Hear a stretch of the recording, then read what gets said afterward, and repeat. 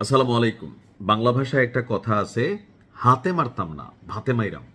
আছে না, কথা আছে মুসলিম ভাইয়ের বউয়ে মাঝে মাঝে এখন জামাই মানুষ কিছু তো কইতে পারে না, তো বাবিয়ে কাজা লাগলে কয়, শোনেন আপনারে হাতে না মাইরা ভাতে মাইরাম ভাই, কই হেডা কেমনে, কয়টা বুঝবেন সময় হইলে। ইরানের জন্য একটু দুঃসংবাদ আমার কাছে মনে হচ্ছে যে আজকে এখন যে নিউজটি দিচ্ছি এটা খুবই গুরুত্বপূর্ণ এবং কি তথ্য বেসিস একটা নিউজ। ইরানকে শায়েস্তা করার জন্য সার্বিক দিক থেকে plan A, plan B, plan C establish করা আছে মার্কিন যুক্তরাষ্ট্রের। মার্কিন যুক্তরাষ্ট্রকে আমরা যত কথাই বলি, তবে তাদের একটা পলিসি হচ্ছে, ধরেন আজকের দিনে ইরানে যে অভিযানটা আপনি দেখছেন, এটা আজকে যে সিদ্ধান্ত নিয়ে আবার 3 দিন আগে সিদ্ধান্ত নিয়ে করেছে তা না। এটা সম্পর্কে সম্ভাব্য 100টা প্ল্যান, 100টা পলিসি, কখন কোন ভঙ্গিতে, কোন দৃষ্টিভঙ্গিতে যাবে, কখন সর্বোচ্চ শক্তিটা প্রয়োগ করবে, কখন করবে না, পরিকল্পনা এ যদি ভেস্তে যায় পরিকল্পনা বি কি হবে, সবকিছু সেটেল করা। তো এই মুহূর্তে এসে আপনার বলা হচ্ছে যে ইরানের জ্বালানি মন্ত্রী আব্বাস আলিয়াবাদী তিনি বলছেন যুক্তরাষ্ট্র এবং ইসরায়েল এই মুহূর্তে যে সমন্বিত অভিযানগুলো চালাচ্ছে, এখানে মূল টার্গেট করা হচ্ছে সামরিক বেসামরিক জিনিসগুলোর বাহিরে গিয়ে বিভিন্ন অঞ্চলে পানি এবং বিদ্যুৎ সরবরাহের যে সিস্টেম সেগুলোতে আপনার আঘাত করা হয়েছে। আর এতে রাষ্ট্রীয় যেই সাপ্লাই চেইন এটা বিঘ্নিত হচ্ছে। রাশিয়া এবং ইউক্রেন যুদ্ধে পুতিন ধারাবাহিকভাবে যখনই শীতকাল আসে, তো মাইনাসের দেশ, আমরা যারা ঠান্ডার দেশে ছিলাম বা আছি আমরা জানি যে এখানে শীত থাকে প্রায় 7 থেকে 8 মাস। আপনার ঘরে বয়লার চালাইতে হয়, টেম্পারেচার ব্যালেন্স করতে হয়, সো হিউজ পরিমাণ গ্যাসের দরকার হয় অথবা বিদ্যুতের ব্যবহার লাগে।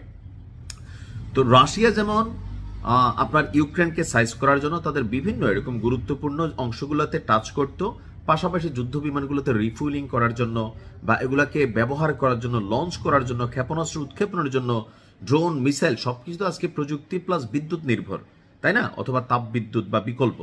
তো ইরানকেও এই মুহূর্তে জনগণের সাথে বর্তমান সরকারের বিচ্ছিন্ন একটা অবস্থান তৈরি করতে, ঠিক পাবলিক যে জিনিসগুলোতে ঝামেলা পাকাবে ওই জিনিসগুলোতে আবার হাত দিচ্ছে। অর্থাৎ ঘরে বসে আপনি বিদ্যুৎ পাচ্ছেন না, আপনি সাপ্লাইয়ের পানি পাচ্ছেন না, নিত্য প্রয়োজনীয় জিনিস পাচ্ছেন না।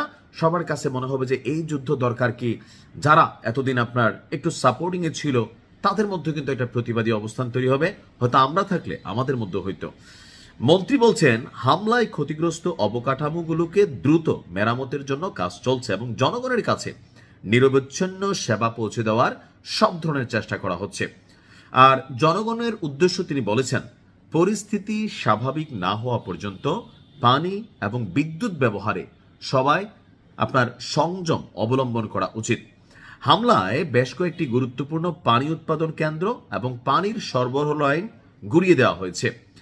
আর ইরান বলছে যে সরকারি কর্মকর্তারা বলছে জনজীবন স্বাভাবিক রাখতে সকল ধরনের ব্যবস্থা নেওয়া হয়েছে। আর এই সংঘাতে জ্বালানি, পানি, বিদ্যুৎ এই সবগুলা সেক্টরকে টার্গেট করা হচ্ছে। অর্থাৎ হাতে না মাইরা ভাতে মাইরা জনগণকে আরো 3 গুণ খেপাই দিয়া যেই যুদ্ধটা বাহির থেকে হচ্ছে, এর চেয়ে বড় আর একটা যুদ্ধ সরকার পতনের জন্য এখানে ভেতরে ভেতরে করা হচ্ছে। আর এতে এই যে যুদ্ধটায় যে এনার্জেটিক ব্যাকবোন ছিল ইরানের, এটাতে কিন্তু একটা আঘাত আনতে যাচ্ছে। তবে আমি মনে করি ইরানের জনগণের উচিত এই মুহূর্তে সংযম অবলম্বন করা। ভাই এখন তো মিনিমাম লেভেলে পাচ্ছেন, এরপরে কিন্তু